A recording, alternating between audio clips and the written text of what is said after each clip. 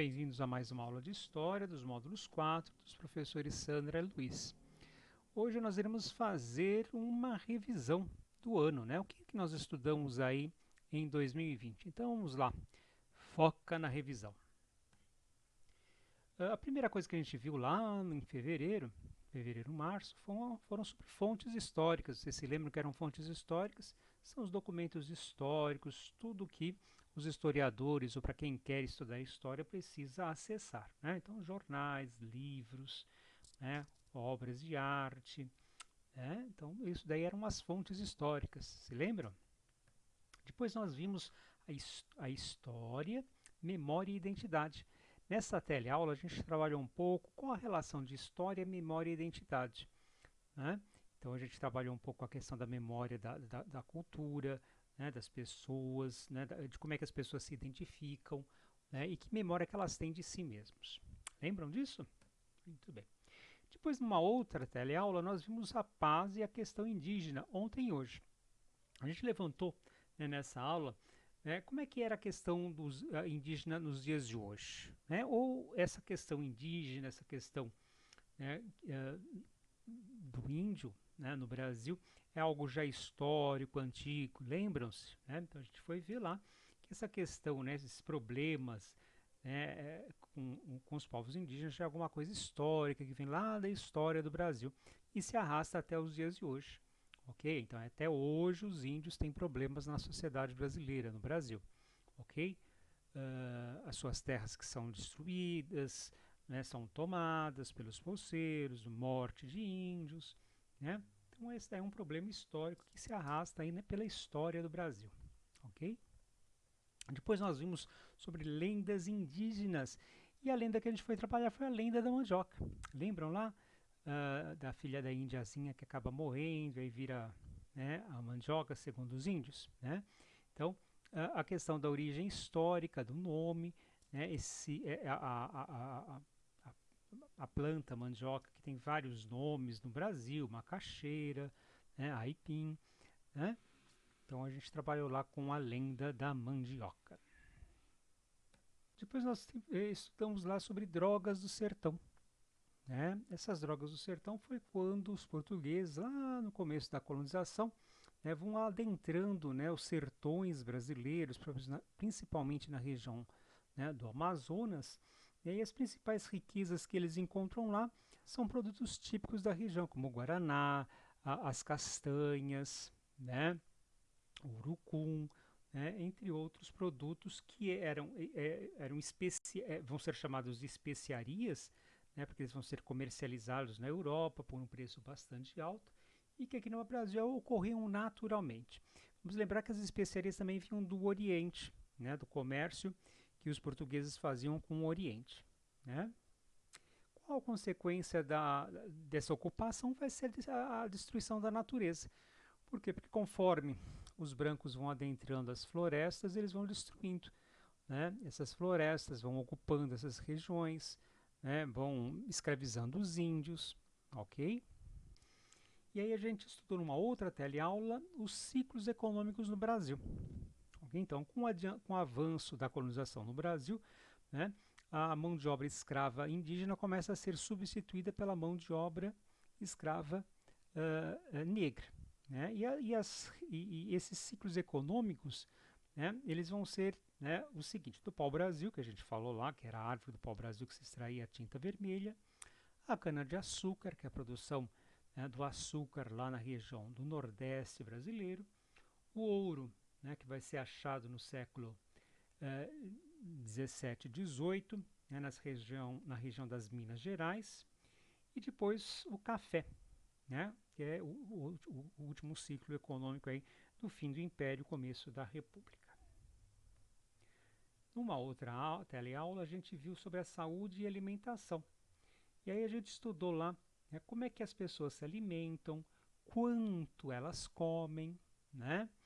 E aí a gente fez uma comparação, se vocês se lembram lá, as imagens que nós trabalhamos sobre as cestas básicas, né, do mundo e do Brasil.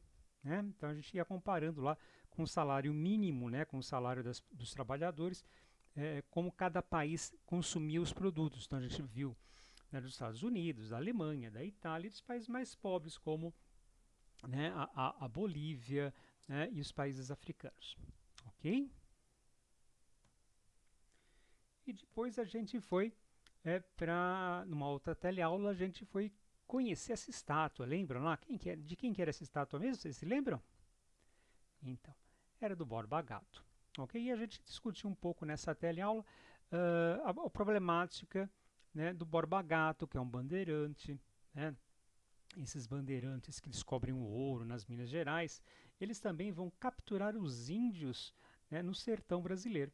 Ok? Então, houve toda uma discussão na época que a gente trabalhou essa questão aí, porque lá na Europa estavam se destruindo as imagens de pessoas ligadas à escravidão, né, a escravocratas que faziam tráfico de negros. Né? E aqui no Brasil, né, se discutiu essa questão do bandeirante. O bandeirante, então, ele vai capturar escravos indígenas no sertão e trazer aqui para serem escravos. Então, a discussão de por que essas estátuas ainda estavam de pé, se o lugar delas era ali ou será no museu. Ok? Numa outra aula, a gente viu um pouco sobre o tráfico de escravos. Né? Então, a gente já começou a ver lá que os índios são substituídos pela mão de obra escrava, negra, que vai ser trazida da África. Né? Chegam de lá quase 5 milhões de africanos escravizados, né, ao longo de 300 anos de tráfico e escravidão no Brasil. Né? Vimos nessa aula também, né, os navios negreiros, né, que a gente tinha visto. Né? Essa era a obra do Johann Mortis Rugentas, de 1830, mas também tinha sugestão para essa aula do navio negreiro de um vídeo. Também estava lá o link para assistir falando sobre o navio negreiro. Bom, aí na outra aula que a gente teve, a gente falou um pouco sobre o trabalho escravo nos engenhos coloniais. Né? Então, os escravos são as mãos e os pés do senhor de engenho. Lembra-se dessa frase do Antonio? Né? Então, da importância que esses escravos tinham para os engenhos coloniais, né? Para se produzir o açúcar na colônia brasileira. Ok? Nessa aula. Aí, numa outra aula, a gente tentou compreender um pouco a sociedade brasileira e sua diversidade étnico-racial. Né? Então, a gente viu lá que a gente discutiu um pouco que essa diversidade grande no Brasil, de várias etnias, várias raças, né? E para isso a gente foi fazer uma visita virtual ao Museu Afro-Brasil. Né? Tinha um link lá, a gente viu algumas coisas que haviam nesse museu. Né? Para quem não viu, dá uma voltada lá na aula, acessa o link, visita o Museu Afro-Brasil, que é muito legal. Numa outra aula, né, a gente foi estudar um pouco o que é cultura. Né? Essa cultura aí, que era a representação do conjunto de tradições e crenças e costumes de um determinado grupo social, né? A gente viu que não existe só uma cultura, mas culturas no plural. A gente estudou um pouco sobre o que é cultura de massa, cultura erudita, popular, e a cultura material e imaterial. Né? A cultura material é aquilo que você consegue palpar, que é produzido pelos seres humanos. Né? Então, por exemplo, uma sela de cavalo lá dos peões gaúchos, ou de alguma imaterial, como por exemplo, tá certo, as danças folclóricas, né, que é uma dança você não apalpa, né, você não segura, por isso ela é chamada de imaterial, ok? Muito bem. Numa outra teleaula a gente foi falar um pouco sobre contracultura, né? Então, essa contracultura representou um movimento de rebeldia e insatisfação, né, que acontece na década de 50, 60 e que chega no Brasil também, ok? Nas décadas seguintes. Né? Então, a gente viu um pouco sobre a bossa nova, como é que ela acontece, e o cinema novo, né, que são expressões dessa contracultura no Brasil, nessa teleaula que a gente já estudou. Numa outra teleaula, a gente viu a história da cultura popular brasileira, parte 1. Né? As influências, ou seja, quais são as influências que nós recebemos, né? Então, a europeia, né? A indígena e a africana.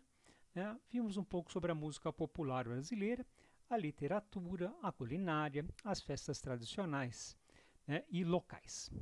Ok? Então, a gente já está avançando aí. E aí, né, a gente estudou também, né, a parte 2, né? A gente viu lá a música sertaneja de raiz, o funk carioca, o hip hop, os regionalismos, a culinária e o cordel, ok? Então a diferença nos enriquece e o respeito nos une, né? Que essa era a nossa teleaula lá, que a gente já estava chegando aqui, ok? Então, como vocês viram, nós estamos bastante coisa, né, durante o ano de 2020. Para a gente finalizar agora essa atividade, vocês vão estar dando uma olhadinha lá num dos temas que vocês mais gostaram, que mais chamou a atenção de vocês, e aí vocês vão fazer um pequeno comentário ou uma reflexão sobre o tema, ok? Tá bom? Então, bons estudos e até mais.